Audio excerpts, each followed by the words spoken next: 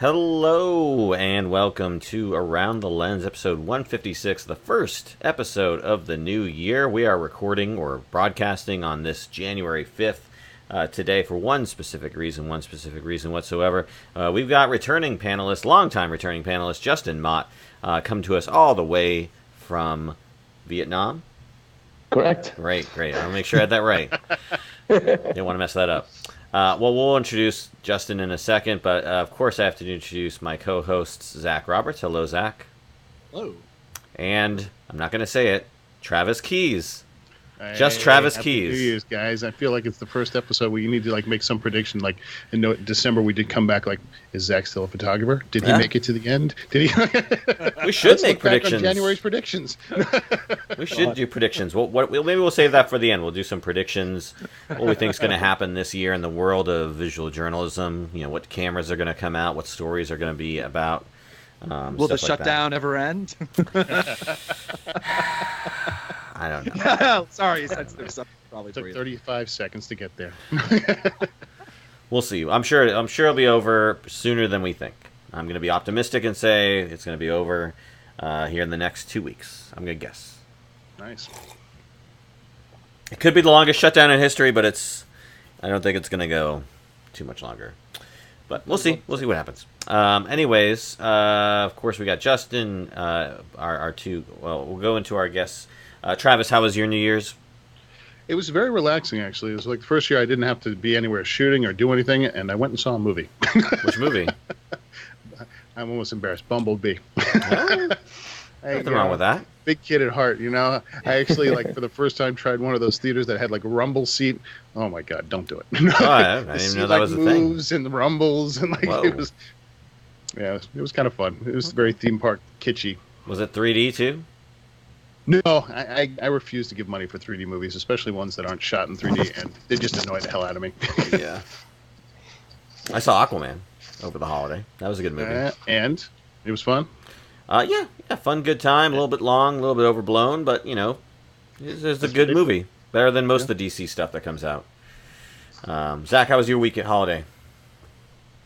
Good. I didn't really do anything. I actually ended up sleeping through the New Year's. Went to sleep at 10 p.m. and just... Oh, we're getting old. I don't like New Year's, so I played for one moment. Up fireworks, but I can't do it no more. Well, no. See, I live in the country, so we had the they weren't fireworks. They were just, as far as I can tell, probably half sticks of dynamite and the shooting range that's on. Basically, it's not actual shooting range. It's just a guy and his friends who have assault weapons that live on the other side of the pond or lake over there. Who like to being serious. Oh, I'm absolutely being serious. So a lot of gunshots. 10:30 at night, but it's cold, so he doesn't do it as much anymore. So okay. yeah, a lot of gunshots for the entire day. That's awesome. Yeah, we had that when I was in Houston, celebrating the New Year's. We didn't do much anything either. My wife went to sleep, woke up right before the midnight, and then went back to sleep. So I live in supposedly gun control New York, and this is what we have. So I can't imagine what was Texas. Yeah. Well, let's introduce our panelists this week. Of course, returning panelist Justin Mott, all the way from Vietnam. Justin, how you doing? Good. How are you guys doing? Not bad. Give the folks a little reminder about you and your past, just because they haven't heard from you in a while. Sure. I'm from the United States. I'm from Rhode Island. I lived in San Francisco. I went to school at San Francisco State. Studied photojournalism there. Moved to Vietnam with about 1 year left before I graduated to go work on my own personal projects to start my career as a photographer out here. I never graduated college, so I'm a dropout. I got my career started here really with the New York Times doing assignments. I've done probably over 100 assignments through over 12 years out here and probably 10 years with them on and off. Nowadays, I do a lot of commercial work, so I've sold out. Nice. I run a destination wedding photography business. I run a commercial photography business called Mott Visuals, where we do a ton of hotel and hospitality, video production, and photography for them. We work a lot with intercontinental hotels throughout the region, so I travel a lot: Japan, Australia, Thailand, Singapore, all throughout this entire region. I do a lot of hotel and resort work for them. And for the past 5 years, I've also done a reality TV show. So I really have sold out. I've done a reality TV show on History Channel Asia where I am the host and I am the ugly face, and only a guy like me could have an opportunity out here to do something like that. I've done that show for 5 years with Canon. It's basically just a reality show where amateur photographers get a chance to go up against each other, and they get a chance to beat me. So it's quite embarrassing when they do beat me. So that's where I stand. I still do editorial work. I still am working on my own personal projects. I think we'll get into that a little bit later. But yeah, I've been out here for about 13 years, and I'm kind of known as being in this region. So I'm stuck here for the rest of my life. There you go. You said so. Actually, first I want to say, not bad for a dropout. You didn't obviously start a social network or anything like that, and you aren't worth 500, whatever $trillion. But still, I think you've done quite well for yourself, at least looking at your house.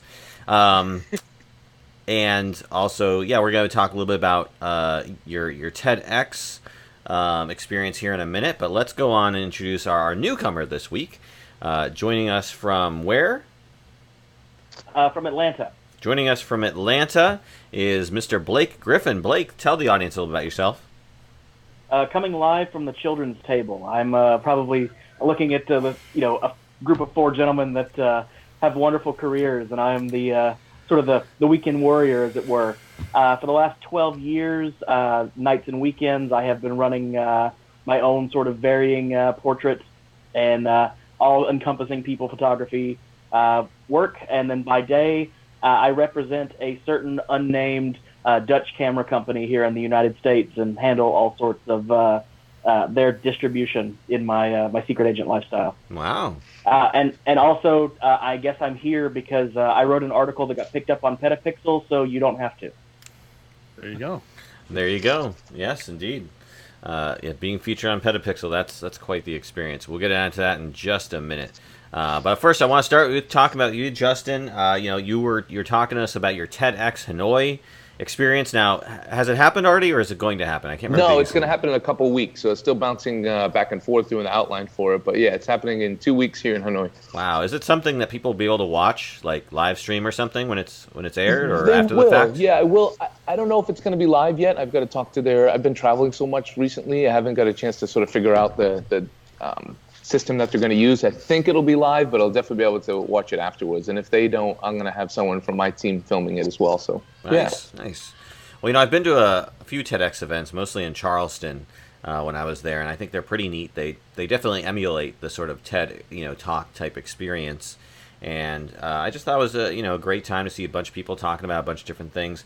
Talk to me a little bit about how you were selected for this, what you plan to talk about, what's it like to be in TED or a part of TED. Yeah, I don't know what it's like yet, but it's been fun. So they've been bouncing ideas back and forth with me about sort of.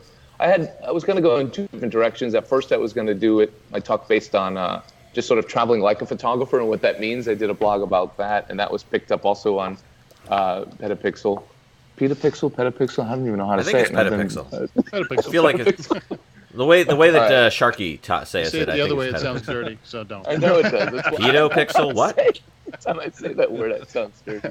And then I thought more about, relating it to my personal project that I just started here in Vietnam, and talking about the significance of personal projects. I didn't want to make it just towards photographers because that would be kind of a small audience. I wanted to make it towards anyone in the creative field, anyone, whether they're working in the creative field or just have an interest in anything creative, and really how the importance of a personal project really kicks you off and gives you that freedom. I mean, for me, I started a personal project here in Vietnam on victims of Agent Orange. I did a multimedia piece 12 years ago, and doing that personal project really put me in a place where I can fail, I can experiment, I can try things, and then you work hard to get that personal project so you can get the work that you want to get, also to tell stories that you're interested in, because for all young photographers out there, you don't always get to do that. A lot of times you have to do what someone else told you to do. You're shooting for an editor, you're shooting for a layout, or you're shooting for a commercial client or an ad firm. So it's really a place for you to sort of experiment and to really shoot from the heart and to find your style in photography. And it's something that I think you should constantly be doing in your photography to evolve, so you don't get too complacent, so your work doesn't get stale. So I'm really going to go into that. The talk will be, how that started off, how that kicked off my career, how working in that, having the personal project, I got to shoot in a format where I could experiment. So I shot with just one lens, one camera, very light, very much on my feet, moving around a lot. And then now here I am 13 years later. I haven't done many personal projects since, and that's a blessing and a curse. The reason I haven't been able to do it is because I have been busy, I have been working, I have businesses to run. But you know, I am that point. I'm 40 years old, and I don't want to be known for my you know, I like the business part of that, but I don't want to be known for my hotel photography or my videos that we do. I want to be known for what I shoot for my heart, and that's why I got into photography. That's why I started years ago, so I could shoot for me. Realistically, yeah, you don't get to do that often. There's probably a handful of people that get to only shoot their projects the only way they want to do it. But you know, that's Justin, my compromise that I've made. your microphone is scratching the inside of your shirt. Sorry. Just if you can kind of move that out a little bit. Perfect. Thank you. Sure. So yeah, that's it. I mean, I'm really going to talk about how that is important to all creatives, to set aside time, how to do it. It's as simple as just going out and doing it, really. But you know, having the discipline to do it, and then finding outlets for it later on, not being shy about sharing your project and getting it out there, and just keep going. For photographers specifically, it's really just, it's less about what you think is going to win any awards, and it's more about what you're interested in and what comes from your heart. That's great. That's great. What's your time limit for the talk? Are you saying that because I just talked really long? No, I'm just curious from, you know, understanding like how a TEDx sort of works, like from the background, you know? Yeah, under 13 minutes. But, you know, they said if you want to do something in a few minutes, you can. I'm going to be showing pictures, so I want people to sit with those pictures for a little bit of time. So I'll probably go right up against that, the amount of time they give me. I'll probably go to 12 minutes. I've done a lot of talks with Canon, a lot of talks for my TV show all around this region. I feel very comfortable doing that. This is different, but I'm still working out. This is a new talk. I was thought about giving one of my old talks before because it's sort of in my head. I know how to, I have the timing down, but I'm just going to start practicing it. I finished the outline up, and I'm going to start practicing it over the next coming weeks. Wow. And was this something they approached you, or did you approach them? People have talked to me a while back about it, but then the dates didn't work for the last year's session. And then this year, I reached out. One of my assistant reached out to them about my personal project, see if they'd be interested in featuring that and having me talk about that, and they were. So we've just sort of been going from there. How many years have they been doing it? It's only a few years here, or at least a few years that I'm aware of. I just started to notice that it was gaining some steam here, like last year. I started to see it online. I started to see them promoting a lot. That's good. Yeah, and that's Hanoi. I don't know if they also do it in Ho Chi Minh City. I would imagine it would be bigger down there. It's just a more progressive city. It's a bigger city. It's more modern. So, but yeah, here we are. It's exciting. They're promoting a lot for it already on social media. So I'm excited. Do you know who else you're speaking with yet? Like any of the other speakers? I'm narcissistic. I haven't. No, and it's not because I don't care, and I will look at there. It really just started to come to fruition only about 2 months ago, and I've really been on the road nonstop since then. So I haven't had time to really dive in and look at everything. So I don't know who else is talking. I know they try to get people from all different backgrounds. I think. One of my challenges, I think, will be the audience. I'm sure most of them will be able to speak English, but some won't. I'm not sure even if it's going to be translated. I've struggled with doing talks in this region often, not just Vietnam, but when your talk is translated, it definitely loses something unless you get a really good interpreter. Yeah, so you don't speak the language. Not enough to be able to do the talk the way I would want to do it. So no, but I can get by. But yeah, I wouldn't feel comfortable. You can find the bathroom and the restaurant. But that's beyond expensive. That, go straight. Well, at its core, I mean, any sort of TEDx event, it's basically just a lecture. A series of lectures. Obviously, it's in its own style. How about any of you guys? Have you guys been involved either in any sort of TED-related or lecture-type events? How about you, Travis? Any lectures in your world? I mean, I've known a bunch of people that have done them, and I've been to some, and I think that their format and the way they present themselves is really kind of just a cool thing. I mean, it's just a very inspirational. You get in. I think their format's really great. On a lot of their lectures, are really kind of get in, get out quickly, and really get motivated. And they certainly pick a lot of interesting and inspiring people and intelligent people. Not all the time, but no. Some are really good. Some are not some so are really good. And just some suck.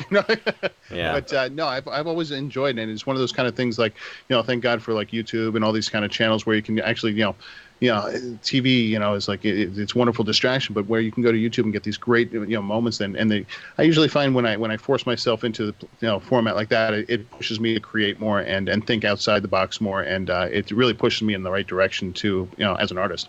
Yeah, I went to one in Charleston, and they had a photographer who spoke, and I can't remember a single thing he said or what he was talking about, but he had a lot of beautiful pictures of animals. I think he may have been even done it for National Geographic. I don't know. But there was a guy who was collecting soap from hotels. So you know how like those single-serving soaps that they have there? Well, that's a lot of wasted soap. And so he would go around to hotels and collect all the excess soap, and then he would basically clean it and reformat it into new soap. And, there you go, recycling. That was the most impactful TED Talk I can remember for that event. How about you, Zach or Blake? Any lectures? You ever done any lectures or speak in front of a crowd about your craft or anything like that? Zach, I'm sure you've had to do something, right? Talk about protests. I've talked about my documentary work in front of a few groups, and kind of like how to actually give a damn when it comes to voting rights and voter suppression. The only time I've other than like a school, literally for one of my classes, like final grade, I did a presentation on my work from Kiev when I was there for Euromaidan. But most recent one, I talked in front of I think I got my sister extra credit in high school because I talked in front of her sociology class about Charlottesville and my coverage of the white supremacist movements. And basically, I just freaked out a bunch of high school students. All the white kids were very like uninterested, and then there was like three, because it's a well-off Catholic school that my sister goes to, and so there's like three kids. I live in a very, very white area. This is I'm emphasizing. There's just and three black kids in the front row who are just slack-jawed the entire time because we don't really have like people marching in the streets in upstate New York like that. So it's certainly an experience. But yeah. Cool. Blake, anything on your end? Really outside of college mandated public speaking courses, probably not too much. But in the sort of trying to remain humble side of things, I'm only now just realizing that there are actually people out there that give a damn about what I think. So, who knows? We'll see what happens. See what comes out of it. Well, that's the great thing about certainly creating content. I mean, there's a whole lot of people in the world, and there's going to be bound to be a select niche that really likes and wants to listen to what you have to say. Yeah. I think it'd be cool is to create like a photo book and then tour that photo book and then do a bunch of like, speaking engagements about your work. I actually just bought a book. I don't know if anybody ever heard of it, called Sled Driver. And it's about this guy who had, the sled driver. It's basically an aircraft, a very like, high-end aircraft that was very popular like 50 years ago or whatever, and he had exclusive sort of access to it with regard to taking photographs of it because he was a pilot and he was also in the military, and so it was again this super high-end, super secret aircraft, and he published a book of his work, and I actually bought a copy of it. It's very expensive actually, but yeah, so it was pretty neat. So maybe I'll do that. Maybe I'll write a book and then do a book tour or something like that someday. Yep. It's funny you mentioned books. I think that this is my first chance to officially say it, even to my group of people, that I think that my goal for 2019 is to start my first photo book. And now that I'm sort of speaking it into being, I guess I have making to follow it real. Yep. You heard it here. Set it on around the lens, and now you have to do We have an exclusive here. We just broke news, folks. That's a great way to do it, though. Get it out there and forces yourself to do it. That's kind of what I've done with my personal project. I started an Instagram account just so it makes me work on the project. So you don't lose track and you don't lose focus. So that's important. I think it's a great idea. And I'm sure Blake will offer a special 10% or something discount for Around the Lens listeners whenever that book gets I'll do out whatever there. it takes. Just write another article on Petapixel. That'll get you the attention you need. And all the haters. All right, awesome. Well, obviously you haven't had the experience, Justin, but do you think that this TEDx thing is something you'll do maybe next year if you like it? If it's something they'll invite you back for? Do you see yourself doing it? Yeah, I would hope so. I like to think of myself as working throughout this entire region, not just Vietnam. So I'd love to have more opportunities in Singapore and Malaysia and in Thailand. So yeah, if it goes over well, I like doing that kind of stuff. I mean, I do have this whole separate blog teaching photography, the educational side of photography. I do workshops. Through my show, I did a lot of teaching, a lot of talking, things like that. So yeah, I enjoy that side. And as you get older as a photographer, you have to think about sort of your second career too. There's only so much physical photography you can do, especially when you have a slip disc in your lower back. So I think about that kind of stuff later on in life, and I enjoy it as well. So a nice balance of teaching and working, I think would be good, and teaching sort of on my own terms and those kind of things. So yeah, sure, if opportunities come up, I'd love to do that, and I'd love to talk about my project once it's done, and I'll probably have a book as well, and if that goes over well, I'll talk about that. Great. Well, we wish you the best of luck there, and when those type of things happen, or you get links or whatever, send us along. We'll make sure to promote that and have you on to talk about your book, and then of course give our Around the Lens listeners a special discount. Anyways, all right, well, let's move on to our next topic. We're talking about the iPad Pro. I know it's been a few months since it came out. It's not at all new news at this point, unless you're talking about, of course, the bending situation. But we're not here to talk about that specifically. We're here to talk about general opinions about the iPad Pro. And, Blake, you wrote an article for Petapixel talking about the iPad Pro and your thoughts on it. Basically, you bought it, so we don't have to. So talk a little bit about that article and your overall point. Yeah, so what sort of started out on this whole adventure, of course, I'm sure everybody has seen the keynote, and everybody said, oh, it's now able to replace a desktop computer. It's faster than desktop computers or laptop computers or computers of some sort. And naturally, I was sort of enamored with that idea. Of course, going on slip discs, the least equipment that I can carry from place to place, the better. And if I can find a way to minimalize that, then that's a great way to go. And as I sort of stood on launch day waiting to decide which style, which size to pick up, I thought back to a year previous when I was making the exact same decision, and kind of decided, well, is this really going to do what I want it to do? So I took home one of the 12.9 inch model, got it into my hands, and I'm going to preface all of the rest of this story by saying that, yes, I am an Apple fanboy, and I absolutely love my Apple ecosystem. But my problem is that from a photographic standpoint, it just didn't quite do what I wanted it to do. I found that everything else was great. Consuming media, emailing, reading books, reading comics, everything about it was fantastic. But where my problems came were, particularly in just workflow issues, and I didn't think that it was quite as thought out as it could have been in this case. And so after doing some researching and kind of playing with it for about a week, I ended up returning it and wrote a blog that kind of was just a post to my blog, as it were, and just was like, here's are my thoughts on, here's my hot take on the new iPad. And actually was really surprised when I got an email that was saying, hey, we want to feature this blog post and we want to sort of share it with everybody. So before I get into sort of more of the specifics of it and kind of bore everyone to death, I will say that I'm actually kind of surprised with how nice the comments were about everything that kind of came across.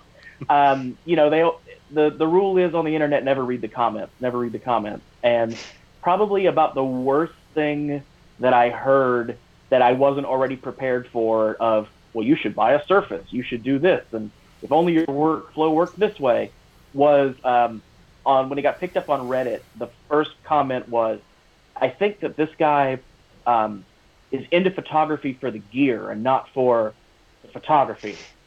And it was like, okay, thanks, person I've never met, but here we are. But no, I think that, at least of course, things may have changed some in the 2 months since we've launched, and of course now Bengate 2.0 is now coming into being a lexicon. But I think just that my biggest problem with it is I wish that there was a better way when it came to importing RAWs to this very powerful tablet device, and having the support of being able to see RAW files without having a sidecar JPEG. And that just drove me nuts, and I couldn't get past it in any way that I've tried. And really, and of course, it's simple. Just fix that one little piece, and I think that it does fall right about where it needs to be. But I'd be curious to see sort of, what other thoughts have kind of come about. And Travis, I know that you've got yours and you love it, and I want so badly to make this product work in my workflow, but so far I just can't justify it. Yeah, well, I definitely agree with you on many points, but I mean, I bought mine the first day too, and I was one of those. And I'm not a fanboy of Apple. I mean, I don't use the phone. I'm in the Google ecosystem, although I think Apple does some wonderful things. I prefer the way Google does them, and I like the little personalizations that I can do in Google, what you can't do on the closed system. I think ultimately the fault of the iPad is its OS, and it doesn't allow you to do certain things that you're looking for as a photographer. With that said, I think it's the first product that I literally I just was away for 2 weeks, and I brought my laptop, which is I have the 2-in-1 XPS, which is fabulous, touchscreen, pen, all that kind of stuff. And it's the first time I didn't use that, and I just strictly used the iPad, and I was really happy with it. I mean, it's a great media device, it's a great reading device, and when you plug in your USB-C to import photos, they go in so fast. It's amazing. Now, importing that you can only import to iPhoto and then into Lightroom, CC is a pain. It's like it's a step that you shouldn't have to do. That you can't really select all that you have to go through. It's not for like mass edits. It's not there yet. But for a single photo and editing, it's amazing. I mean, where I can pinch and zoom and use the pen, and the pen works so well. It's almost there. And when they release Photoshop for it, I'm interested to see how that's going to be, because that's on the way soon. But as an all-in-one kind of device for me to bring, like watch movies on a plane, read, bring to the beach, edit things on the fly, it's pretty awesome. And I think what holds back is it's expensive, and if you have one or the other, you're going to choose the other, because in those times you need the other, you can't do it. If you can afford both, it's a great piece. But if you can't afford both, then you're not going to probably do it. It's a luxury piece at that point. I completely agree 100%. And with having a full Photoshop experience coming at some point in the near future, I'm kind of tempting that I may go and try it again, and as much as I hate to say it, take advantage of that wonderful 14-day Apple return period and see if it really will work for my needs. But I really will say that, as much as one can miss a piece of technology, I miss it. I only had it for a very brief period of time, and still would probably be using it, very much as you would, taking it around and making it my day-to-day usage. But at the end of the day, I'm a budget-conscious guy, and, $1,200 is $1,200. And, instead of having a new toy, I was better suited investing in some lighting equipment and things that are going to take me a little bit longer. Yeah, and Apple's really tough, because certain things that you buy now, you can either change or expand, or with Apple, it's like you buy that iPad, it's like, oh my God, they make a 1 terabyte. I know I'll never ever be able to change the memory on it. So I went out in the first day and I found down the 1 cellular 1 terabyte. There was only one in every Apple store in the New York area, and I drove to Staten Island to get it. Wow. That's the Wait, one I got. You say you're not a fanboy, and you entered Staten Island for something? I mean, I know, it's crazy. But you know what? I ended up liking it. It's like it's an incredible piece, and I kind of it's literally I can put this in my bag and put it anywhere I want, and it just goes with me. It fits in all my camera bags. It fits, and I can literally edit on the fly. It's fantastic. It's a great screen. It works well.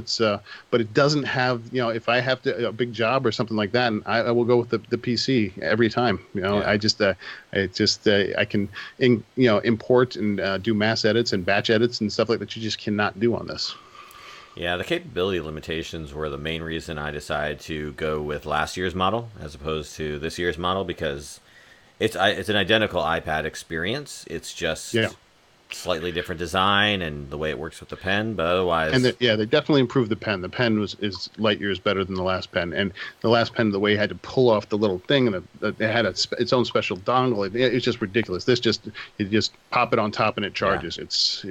Yeah. It works well. yeah, that's one thing I wish if I were to switch, that would be the reason why, is because of that pen integration. I mean, I don't like having to stick the pen into the bottom of the iPad. I always think it's going to break off, but overall, it's not worth it. The extra, $500 to $1,000. No, but especially when you look at Surface and stuff like that, where you can run a full, OS. I mean, not the OS, but the operating system of Windows, and literally do everything you want to do and have the same options, if not more. If you had to choose one an artist, I would probably go Surface. But I do love mine. We got a question. What do you guys think about I have an iPad. I have the last version too, with the pen that sticks out the side. And I agree with you guys. I don't like the workflow of it. I thought maybe I could use it as a all-in-one. I could import, do batch edits. Not realistic. Doesn't work that way. But I agree with you. I do like it for one-off pictures. I use it on my project. I can go through and get a rough idea. You can actually tone quite the details nice with the pen, something I can do. But the thing that really bugs me about these is the ergonomics. Is you can't, if you travel, you're in hotel, you're on airplanes, you're in airplanes. It's okay. But if you're in hotel lobbies and it's not a laptop, you can't put it on your lap. You can't ever. Like, you have to hold it in a weird way. It's constantly, ergonomically, it just doesn't have the same feel. I work in bed a lot. That sounds weird. But, I'm in my bed. Again, I have a bad back. I'm on couches. I'm traveling. So, I use it for one-off pictures like you do, and I like that. I use it just to, if I'm going to detail one shot. If I was just doing an edit where I needed to send my client 50 photos and going through thousands, not realistic. Yeah, I mean, it's certainly even going through and doing your selects. It's actually really awesome, because literally, I mean, you can just kind of hold it up and just up, down, and just scroll through it so quickly. It's actually such a joy to actually make selects on it. And in the way that Lightroom CC is working, that will sync to your computer at home, and so you can make all your selects on the iPad and do that, and then suddenly it syncs to your main one, and all your selects are there. So if you are able to incorporate it into a different type of workflow and think of it as a different way, it's pretty cool. And kind of piggybacking on that as well, coming from a non-Adobe iOS workflow, I'm really kind of curious to see how products such as the Narbox and things of that sort would come into play. Narbox, holler at your boy. I would love to get one in my hand. Being able to 2.0 looks exciting. Being able to work from, effectively this mobile computer where you're connecting your mobile device to a mobile computer that's being able to then sort of sort through. And again, culling is the big deal for me of, if I shoot 250, raw files, and I see, of course, Travis, all you're repping for Team Sony. If I'm shooting my A7R2 and those files are, between 40 and 80 megabytes a piece, RAWs, I really don't want to have to import all of that into my camera roll just to then go, okay, file number X, Y, and Z are the ones that I want. So again, like I said, I'm kind of curious to see how technology will react to this. And again, maybe we'll find ourselves 6 months down the road, and I'll be at the Apple Store again going, okay, here's my credit card. Take it. At that point, just wait till the next generation model.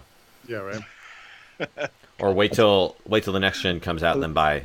But then they'll get rid of the USB-C adapter dongle thing, and you're going to have to just adapt it, power it wirelessly, because their obsession with getting rid of all. Yep, zero ports. We put a 2020 on the front. Because everything has to be wireless now, because that's the only option. Right. Never mind, that cameras and hard drives need things. I've actually, because I just recently went through the Apple to PC transition, and I actually was looking at getting an iPad Pro to basically be my mobile thing, even though I have a PC desktop, just because I need something that's very small, light, on the road for literally out in the street, sitting on the corner and editing right then and there, and then filing from there. And one of the biggest problems that every time I looked at it was the Lightroom issue, the fact that there isn't a Photo Mechanic app, and as far as I can tell, Photo Mechanic has no interest or future in doing one, which I'm really surprised that there hasn't been someone within the photojournalism community to develop an app that is really meant for us. And I've talked to a ton of people who are all Apple. Almost everybody that I know in the quick turnaround photojournalism community is a Apple user, except for me now and I guess my friend Marcus. but so I actually went through. I got a all of the different types of Surfaces at one point and have either returned them or I finally have a Surface laptop, which I actually am kind of in love with. I just bought it on a return at Best Buy, so I got it for $700. It's normally like $1,100 or something like that, ridiculous. But which is the only reason why I would have bought it, because if I was going to spend $1,100, I was just going to buy a MacBook Air, like an older gen, because that's that's what I was trying to stay away from. The problem with I completely agree with you on the fact that the tablets just aren't good for not only people with bad backs, which I'm one, because you're like this, you're hunched the entire time you're trying to use it on a train or on a talk about bad backs. Oh well, no. Well, I mean, the photo community. Separate episode. Yeah, it would be a good. That could be a whole. That could be a whole.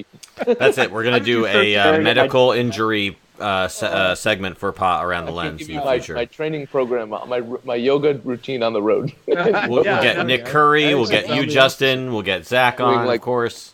Yeah, like routine, putting your lenses up and curling them. Yeah, I think sort of the main problems is the iPad is probably the best tablet out there in terms of user, just hands-on, the tactileness of it, its response, its interface, but it doesn't do everything that we want it to do in terms of a laptop. And to trying to move those together is very difficult. And I think Apple a long time ago actually, when they were the sort of the premier, if you were a designer or a photographer, you had to have an Apple. And they really kind of catered to those people and the professionals. And then they lost their way with their phones and stuff like that. And they really kind of just went out after selling the phone. And the photographers kind of were forgotten. The computers and PC really took its place. If you look at all the major content creators, whether they're doing 4K video or anything like that, or moving to PCs. Line of computers are amazing. Yeah, and now I think Apple is starting to realize, wow, we made a decision. Obviously, if you look at their drop in stock over, which is 3 small countries, I think they're trying to figure out, well, maybe we need to get back in that market, or we need to diversify over just a phone, and especially since they raised the phone price to $1,200, and it just keeps going up, and people are keeping second generation and waiting, and they're not adopting every year. So I mean, ideally they would make it like a combo, right? Like they do with the Surface, where you can actually where you can take the screen off, but they obviously want you to buy both, so that's not going to happen. Well, what I actually wish, because I don't ever see I don't see Apple ever making a proper computer that is a touchscreen. They've talked. I think they've talked about it, and they've had questions, and they're like, no, it's not in our wheelhouse or whatever. But what I'd like to see is Microsoft with their actual tablets. Like, this has a touch screen. This is the Microsoft Surface laptop. It's the last generation though. It's not the 2 that just came out. But what I'd like to see them in, or any of these computers that are 3, whatever they call them, 2-in-1s, 3-in-1s, whatever they're called, is also have a freaking tablet OS built in. Because one of the things I found really frustrating was like, oh, I got the tablet and I'm like, I'm going to be able to read on it. I'm going to be able to do everything. And then, but the tablet apps for like Kindle and things like that, to be able to, all the stuff that I wanted, were terrible. They were nothing. They were basically just a web. They were basically like, it would have been better for me to just log into Kindle, Amazon, and read the book on the website, because the interface was better. And because the apps that like Apple have a lot of benefits to touchscreen or whatever, and they're just not made for touchscreen. They're like adapted it's like, you see like a really bad website design, that isn't quite, you have to re-scroll and change or whatever when you're on your phone. And what I found, as far as I can tell, there can't be a reason why that doesn't exist, because it's like there's also a lot of apps that are just apps that I want to be able to use. Like if you could have like an Android and Microsoft get together and create a laptop. I know that probably won't happen. Well, that's Chrome what they're starting to do with the Chrome yeah, Slate and stuff like that. I mean, hell, when Chrome, one of the problems with Chrome though is that A, they're astronomically overpriced for what they are. And B is that I need a proper Adobe suite in there. If I'm gonna buy a $1,300 laptop, that's super nice. I mean, like believe me, I looked really hard and long at them because I freaking hate Microsoft. I hate their thing. That's actually why I was almost willing to spend another $400 on an Apple, because I spent previous to this year, I spent a decade or more, 12 years with the Apple OS, and I just know it, and I don't want to have to. I still have an Apple keyboard connected to my Asus laptop. So, it's funny that the conversation has kind of come this way. I was at lunch today with a friend and having this exact same conversation, and how I really think that, and do I see either of these happening? No, but there are two things that are kind of keep me in the Apple ecosystem at the time that I need to upgrade, as long as my 2012 MacBook Pro keeps holding out. The first, bring back user serviceability. Bring back the ability for me to buy a laptop that I need in the moment, but then down the line, if I want to put another hard drive in it, if I want to up the RAM, give me as the end user, as the pro, give me that ability. Don't make me buy everything up front without knowing 6 years down the line what I'm going to need it for. And then, of course, in the moment paying the quote unquote Apple tax. Why spend an extra $1,000 on a terabyte hard drive when I could walk down to my local appliance shop and pick one up for under $100? Yeah. The second thing that is probably less likely to happen is if I could, through Parallels or through somewhere, emulate Mac OS on a Windows-based device, then I would pretty much have the best of both worlds. Well, one you're going to get, the other one you're probably not. Hey. So, Mac, it does look like their next computer is going to be a modular, and it's going to be upgradable with different parts in that set. That they have not done that, and they claim they were never going to do that, but certainly they are about to do it, which is kind of exciting and cool that you can actually change, all kinds of stuff from graphic cards to memory to stuff like that. So that's really exciting. I think they knew they had to do that. The one thing that I think I, as a PC person, that I like the most about PCs and not Mac is Mac doesn't play well with anything else other than Mac. And PC will play fine with the Mac. It will play fine with everything else. You can customize. You can do all these things where Mac doesn't want to use that printer. It doesn't want to play with your PC drives. It doesn't want to do that. Where the PC wants to play with everything. It's fine. So Mac is such a closed system that it really kind of annoys me sometimes. Before we move on from this topic, there was a question from the audience talking about photography apps that you all use. What do you like? What can help make your iPad sort of functional? Do y'all have any recommendations for specific apps that photographers might use? I use this one, Sun Surveyor. That's a great one. You guys use that one? I love fantastic. it for hotels. If I'm going to shoot in this room at this time on our scouting day, we use it for everything. I love that app. Sun Surveyor, I think they have a Sun Surveyor Lite as well. But not only does it tell you where the sun's going to come up, just general direction, it gives you can actually aim it. Wow. So you can see it's going to it's going to be hidden behind that building, or it's going to just come up behind that building at this time. It's perfect. Love it. Sensor Bear? Sun Surveyor? Sun Surveyor, yeah. Sun Surveyor. Okay, cool. All right. I think we could do a whole episode on this, and just in terms of like the stuff that helps us out on apps and stuff like that. I mean, certainly even from like who people use for, because when I worked in film production, the weather was so important, so we used dark skies, which literally will tell you like in 5 minutes it's going to start raining, in 20 minutes it's going to stop raining. It's like, and it's about the most accurate one I can do. But in terms of on the go, I'm definitely in the Lightroom Adobe CC on the mobile, and then Snapseed's a go-to for me, and a bunch of other stuff. How about you? If you're not in the Adobe ecosystem, I can't speak highly enough about Affinity Photo. For a very, very, very affordable price, you're getting a very great piece of software, app, whatever you want to call it, that has a lot of power and a lot of potential behind it. Yeah. Zach, any recommendations in your world? I mean, Maybe if police scanner. If you're a photojournalist, I can't recommend the Blink, the Blink app. I think it's blink.me or something like that.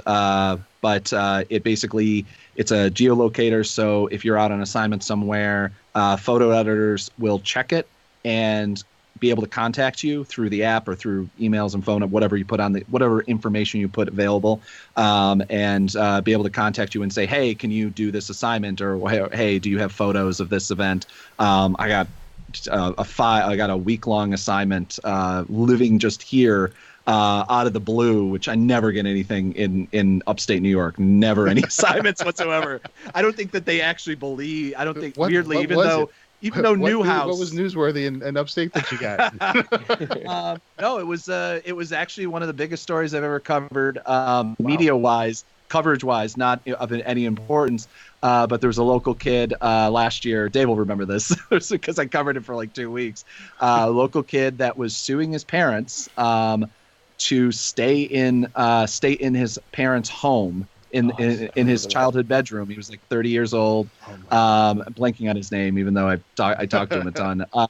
But yeah, no, it's just because I was in Syracuse. I got into I was the only guy that got any photos in the courtroom because it was just 3 people from local news, CBS, like local, like super local news.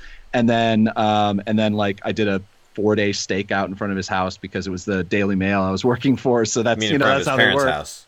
In front of his parents' house. I apologize. Yeah. No. It was a fantastic assignment, but it was like literally my photos made it around the world and back again. Wow. Like New Zealand local, like national, daily, nightly news, like had them on the front, everything. Yeah, it was nuts. Like they love me. They love me now, and they're like, when you move down to DC, we'll use you all the time. So, it's great. But that came out of the Blink app, which, like, thank God I happened to see the email. The other app which you can use, it does cost a little bit later for Instagram. Yeah. It allows you to actually just upload photo. Like, it does, basically you can schedule your Instagram, which is a lot better than being like, it's now is the perfect time. You can do, because you don't want to be there posting like, oh, I forgot to, when you can schedule it and not worry about that, doing every day and be consistent. It's brilliant. Yeah, I use Hootsuite for that. I mean, I don't know if that's good there, but but it constantly disconnects and you have to. But I use that all the time just to schedule stuff for all of our different accounts. It's great. You can do it like a whole month in about an hour. Yeah, that's great. All right, you can do mine now. I honestly don't do a ton of photo editing management on my phone or my iPad, but I've used Snapseed from Google. That's a free, great editor. And actually, I've been doing video editing on my phone. I have an Android phone, so I use Power Director. The one thing I was looking at, is potentially if I were going to go and get the new iPad was video editing. That's what really where it shines. And they have Luma Fusion. I don't know if either of you have messed with that, but that's like supposed to be the Luma Fusion, I believe. If I'm wrong, I'm sure the comments will let me know. But that is supposed to be the coupe du jour, and I've seen a ton of videos on it. It's an excellent video editing app. If you have an iPad, highly recommend it. But again, you're still limited by the capabilities of import unless you're using a Narbox, which and then it allows you to actually integrate the Narbox, so you can use it like a hard drive, and you only download the clips you need. So I haven't gotten into that much yet, but a lot of different options out there. All right, well, let's move on to our next topic. We wanted to talk about fake news, so let's talk about fake news.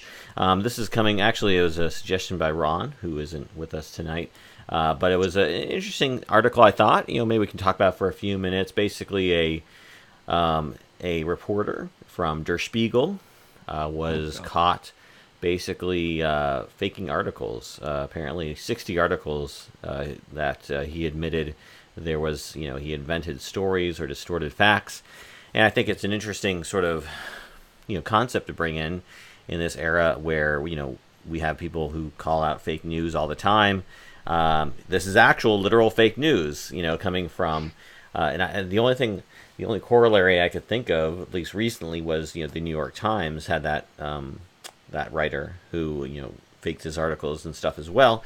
And I'm just wondering what you all thought of this, just from an overall how do we do our jobs perspective when there are people who are just still for whatever reason they're maybe you can answer this question, maybe somebody knows why would you do this, but there are still people doing this. How do we reconcile this? Well, there's definitely, you don't. It's going to happen. Yeah, I mean, we're getting to a scary point where everybody just says fake news, even if it's real news, and discredits. So it's now more important than ever if you're a journalist, to be credible. And where do we draw the line on that when someone's faking a story as a journalist?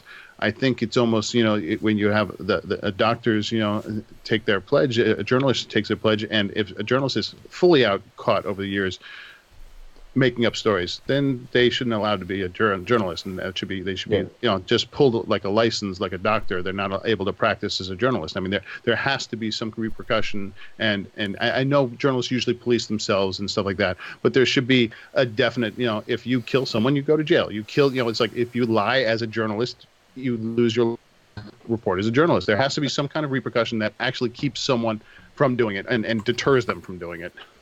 It's probably worse in photography, the way that people fake things, right? I mean, it happens in different ethics in different countries. I think the European attitude towards documentary and photojournalism a little more loose than what you'd find in the U.S. and all these contests and things come up. And we police ourselves online with threads and stuff like that. But I think these major organizations have a responsibility to do so. I mean, not to take the topic into photography so much, but look at Steve McCurry's stuff. I thought maybe more. I thought National Geographic would come out and make a statement, and as far as I know, they didn't. But I wish that would happen more often. What I can say from my experience working for the New York Times, they're very ethical. Sure, there's always going to be a bad apple, but the writers I've worked with, the photographers that I call peers, I've seen as being extremely ethical, and I think that comes from the editors driving that point home and saying, listen, you do this, you're not going to work with us anymore. I've even seen them so overly worried that one time a friend of mine had it was saliva on his lens, and they thought he blurred it himself, and he didn't even know, and they almost didn't want to work with him anymore because they thought he blurred it, and he couldn't figure out what it was, but it ended up being a child spit saliva, and it got on his camera. But things like that, I mean, and the writers I worked with are quite ethical about things like, not accepting gifts and things like that. I've been in plenty of positions where it would have been easy, no one would have known, and I've seen them do the right thing always, and that taught me a lot. It's passing down, it's writers and photographers working together, making sure they're checking each other and being honest and being ethical. But yeah, in photography, I wish the international world press and things like that would police itself a little bit more and even call out its own, even if they're their stars or they're famous photographers. But I don't feel like they do.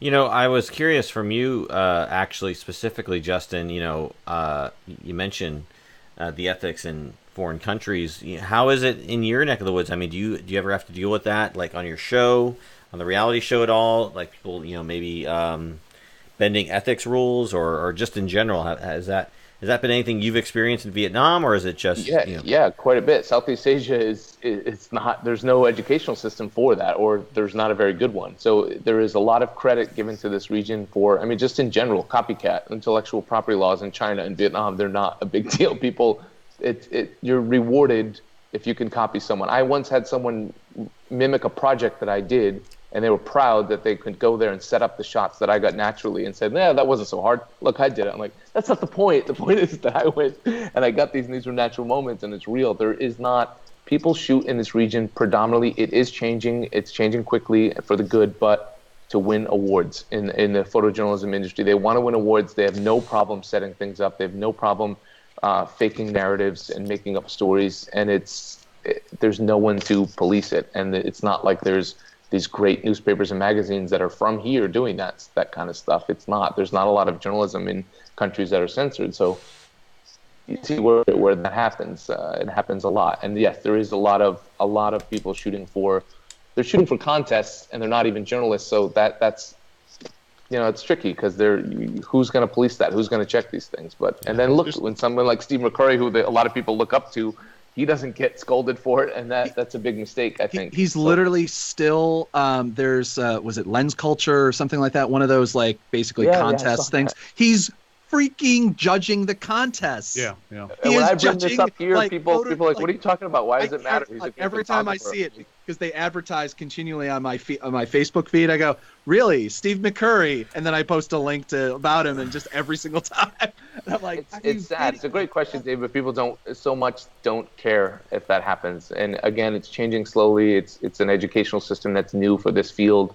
There's not a lot rewarded here to do documentary work. Again, these areas are quite censored, some of them. So, the more China has influence in this entire region, the more censorship's happening. That's a whole other topic. Yeah, there's definitely some fine lines you just do not cross, and then there's a lot of blurred lines. I think Petapixel about almost a month ago did an article on are these photographers cheating? And one of the photos series they showed was actually the contact sheet from Robert Frank, and it's the famous elevator shot, and it's this great shot. But if you look on the contact sheet, it's a wider shot, and the famous shot is kind of cropped in. So I mean, it's like there are these fine lines of what is acceptable, what's not acceptable. Spit on a lens. Should someone lose, their ability to be credible because of that? No, there needs to be some sort of,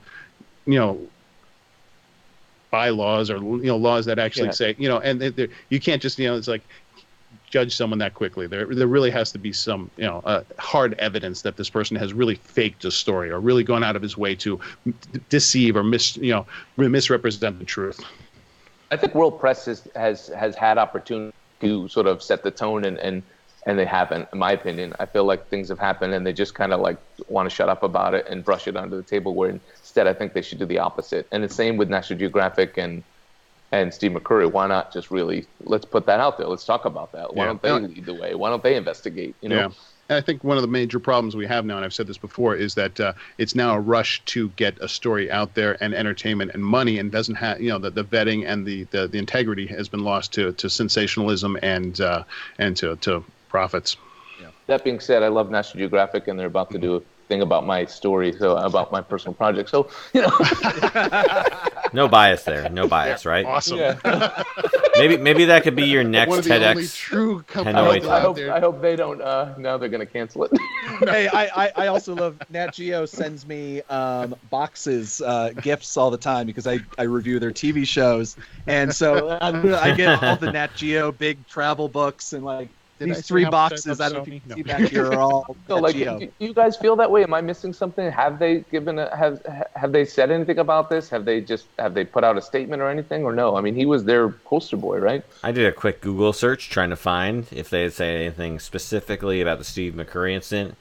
I couldn't find anything, but that doesn't mean that they didn't say anything. I just it would definitely require a little bit of deeper investigation. But if it's not something that's popping up, maybe they didn't. I don't know. I mean, if you look at my remembrance of because we talked about this a bit on the show when it happened. My remembrance is basically they took Steve McCurry's line, which I'm literally it's a time. He's not a photojournalist. He's not a photojournalist. He's a visual storyteller, and which so means he can get away with faking things and setting up shots. But. Yeah.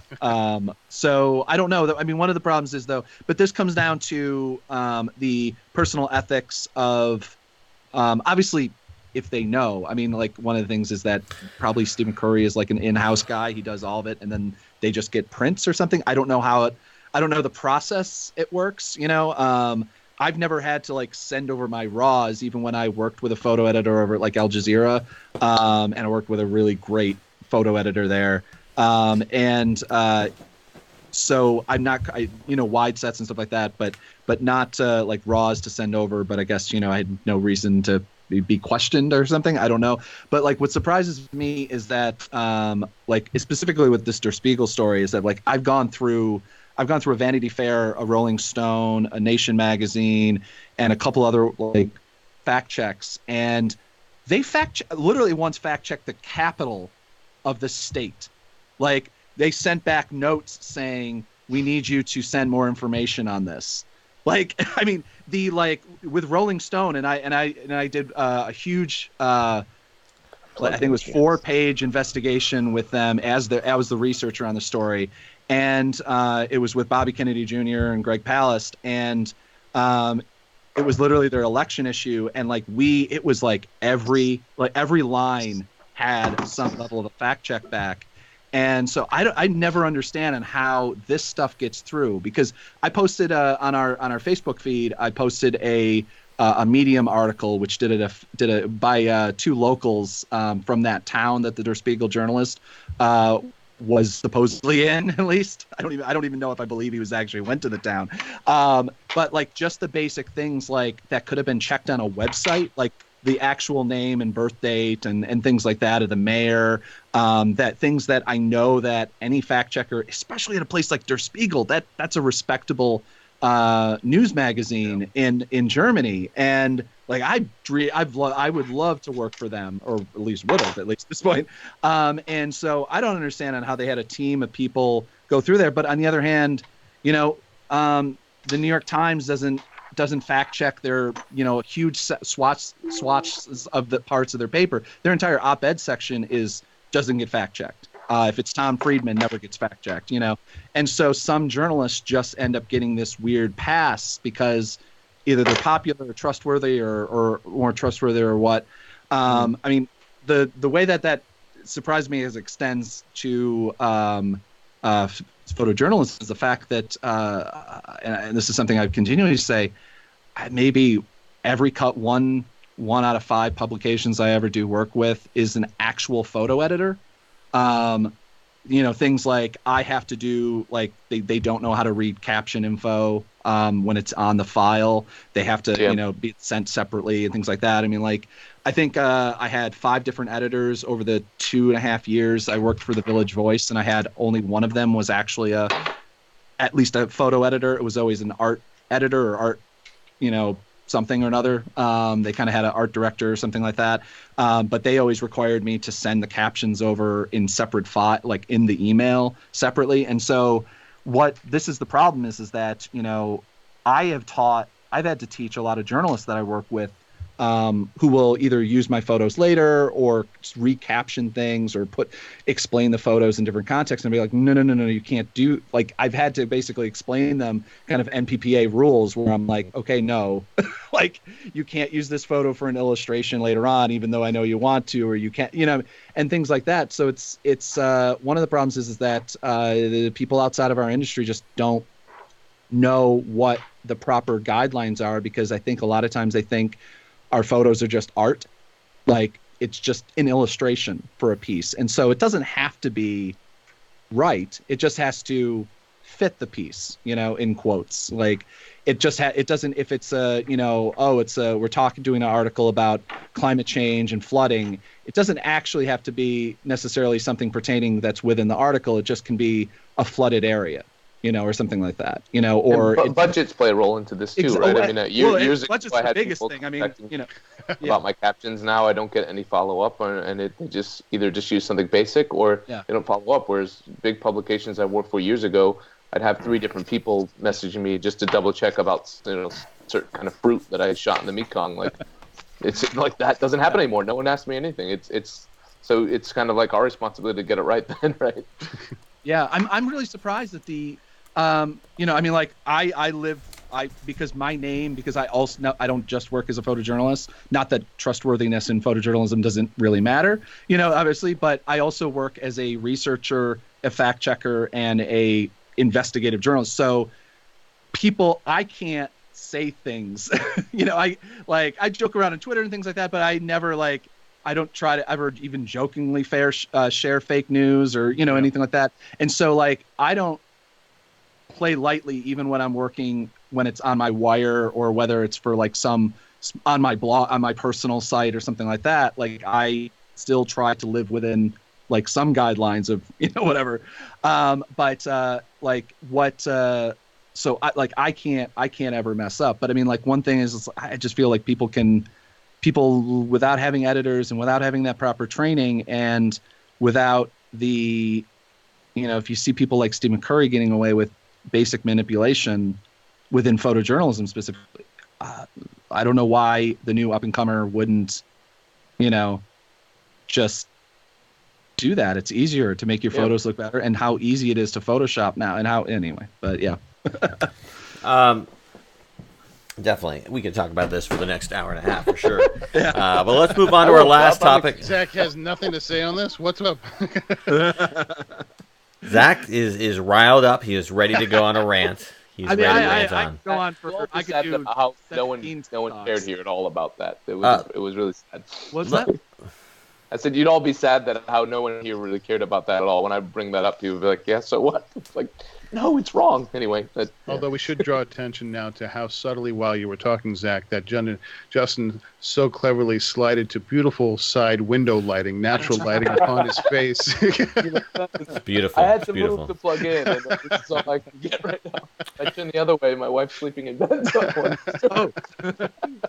Well, let's close out our show with our last topic we're going to talk about tonight, which is about essentially United States being added to the list of most dangerous countries for journalists for the first time. So this is coming from Reporters Without Borders. They're saying that because 63 professional journalists were killed doing their jobs in 2018, in the United States, a 15% increase over last year, that essentially the United States, for the first time ever, has been added to this list of most dangerous countries, joining the likes of India and Mexico. What do your all take on this? Is this something that concerns you? You know, obviously, Justin, you don't report in the United States, so it shouldn't bother you. But for the rest of us, I mean, we're in the United States. We're doing our job and we're doing our work. Do we feel it's a more dangerous climate now because of this? We'll start with you, Blake. You haven't said anything in a bit. What do you think? I actually, from the outside speaking in, of course, I sort of live on more of the the portraiture side of things, where I am guiding. That's a dangerous profession right there. Portraiture, whew, man, you don't get that portrait right. I was going. Go ahead. This is true, but within that same sort of vein of things, was it earlier or mid 2017 where Department of Homeland Security has sort of stepped up and said that, hey, one of the warning signs for potential terrorism is somebody with a camera, and sort of seeing that side of things, and granted, I'm not, having rifles pointed at me on a daily basis, getting my images, but to still have somebody who might not be as much in the know, potentially putting me or my clients in a situation where, we're getting hounded by law enforcement or somebody else. It's a scary thing to kind of think of from any sort of perspective. And I had another talking point to that, but it has completely gone.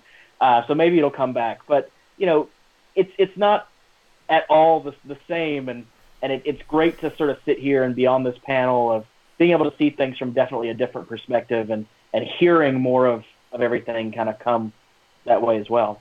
Yeah, I certainly know that it seems like this climate has changed very quickly in the last, I don't know what, since maybe Trump, the attack on journalists and stuff like that. And I know we've discussed it before, Zach, and I know you're the one to actually kind of talk about this because you've actually changed and added things to your equipment and what you do. So, I mean, obviously, I'd love to hear what you have to say because you were actually, you have most affected, I think, out of all of us on this one. Yeah. No, I mean, so I'm trying to find the Twitter thread at which I was discussing this, and what was terrifying. So there was I believe it was an Australian op-ed columnist that had been like, "This is ridiculous. There's countries that are worse off," which is true, and just because reporters are getting their feelings hurt. And mind you, this comes in the year that we had half a dozen reporters murdered in their offices on the East Coast. We had bombs sent to, I don't even know how many times CNN got sent stuff. And that's just the two big stories that came off. But we also, in the past 2 years, we've had reporters attacked at presidential rallies. We've had, death threats sent on a regular basis. I got a ton of death threats. I had a gun pulled on me at Charlottesville, where police did absolutely nothing afterwards. I mean, almost every single one of my friends, especially the female journalists, regularly get death threats or get doxxed. I mean, it just I find what terrified me about that threat is because I just listed off the things off the top of my head. I quote tweeted this person who is, a conservative columnist in Australia, which doesn't have its own positive a history with journalism, at least in the last couple of years as well, because they kind of had their own Trump light person elected there for a while. But was the continual thread of people who were saying that you don't have it that bad, whatever. And I'm just like, well, in my singular career, and I'm not out there every single day like a lot of reporters. I'm not a war photographer. I'm not anything. I've been arrested, put in handcuffs by police wrongly. That was overturned by the district attorney of New York City. I've been beaten. I've got at least two concussions that I know of. I've been trampled, and that was in a 3-month period that I just listed. And then that's literally was just during Occupy Wall Street. And so like this isn't new, but it certainly, I can tell you, it certainly has gotten worse. And this is the first time. I mean, I carry, as you said, it's like if I'm going, there's a white supremacist rally outside of Atlanta happening on February 2nd. I have to remember when I fly down there to carry my bulletproof vest with me and my helmet and my gas mask, because even if it isn't from the people that from the threat itself, if it's white supremacists or whoever, the protesters or the whoever might attack us. One of the problems is also the police are very careless with their use of tear gas, with their use of batons, and who they arrest and who they beat and kick. I can't count the number of times that I've seen fellow journalists be assaulted, bloody noses, everything under the sun, gear bashed and everything like that. So, I mean, this isn't, I don't think we don't have the way, we don't get killed or murdered the way that, journalists do, in Afghanistan or Iraq or hell, even in Russia. But our career is not a safe one. And I know that they figured out, I haven't even looked at the numbers yet on how Reporters of Borders figured out that we were the fifth. I don't know if I'd say we were the fifth or whatever. I mean, I guess that probably number of deaths, because they also have kind of a specific ruling of what reporters are, and deaths. It always has to be very specific in the line. Sometimes it has to be within the line of specific in line of while they're working, and things like that. And it can't be they were just killed in a car accident or something like that, or under suspicious activities or whatever. But it's something that I never thought as an American journalist, and I've said this a million times on this show, that I'd have to be concerned with. Never thought.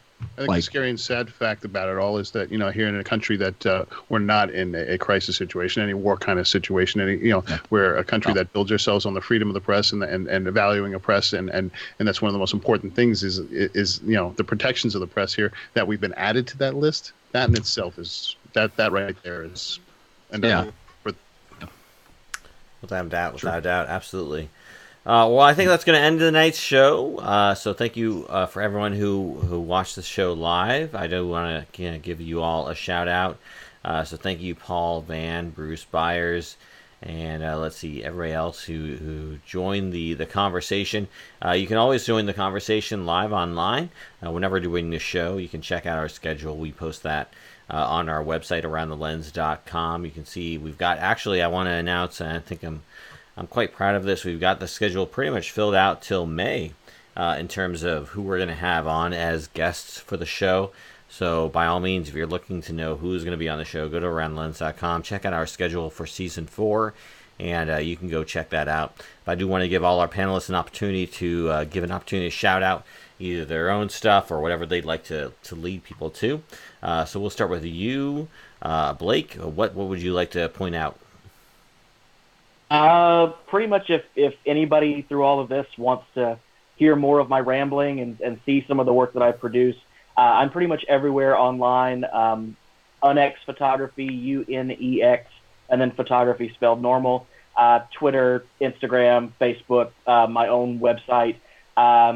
If you read the article and liked what I had to say about the iPad Pro, I just finished up a 12-week course of the Artist's Way, and sort of my working through that and kind of building myself as an artist going through.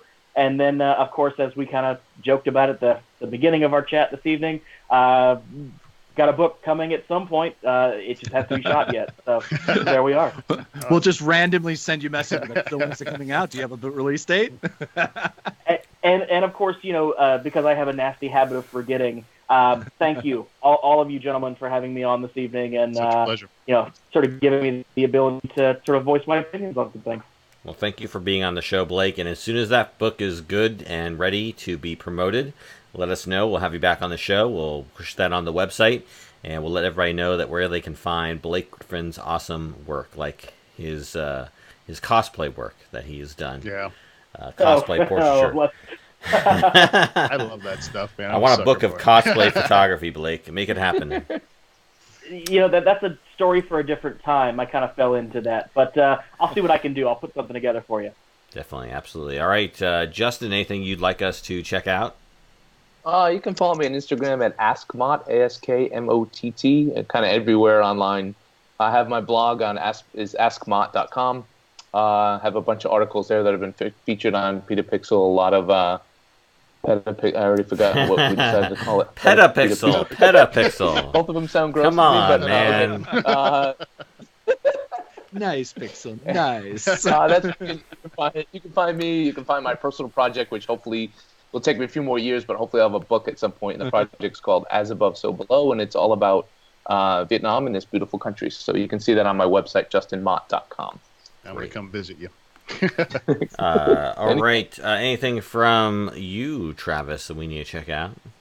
It's going to be an exciting new year, and obviously I'll pace it out. But we got some incredible trips going to Cuba and some other places with Camera Odysseys, where we'll be doing some great photo adventures. So check us out on camerasodysseys.com. If you want to do more on social media and learn about what I do, my Instagram is TWKEYES, and you can always look at my website at TravisWKeys.com. Awesome. Zach, anything from you? Anything in the news to look forward to from you?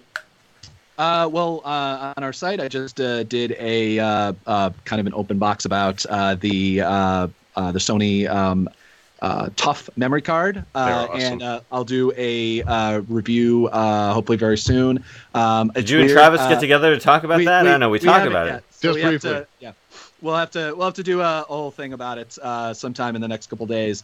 But I also got hopefully doing a couple videos on my finally doing them, because I think I talked about it before, doing my transition from Apple to PC and finally finding a laptop that actually fits for what I need to do and kind of the way that I've adapted it. And I'll have an open box for this new video tripod that I just picked up. Which I really hope works, because it looks really nice, and it was awesome. Only $150. Wow. So yeah, it's one of those like Chinese knockoff models. Marcus DePolo recommended to me, and he's been using it for a couple of years. So I'm hoping it's right. But no, I'm traveling to California in the next 2 weeks, and then going to Atlanta for a white supremacist rally, and then going to South Carolina to do some video shooting for my documentary. So then moving to DC at some point in the future, right?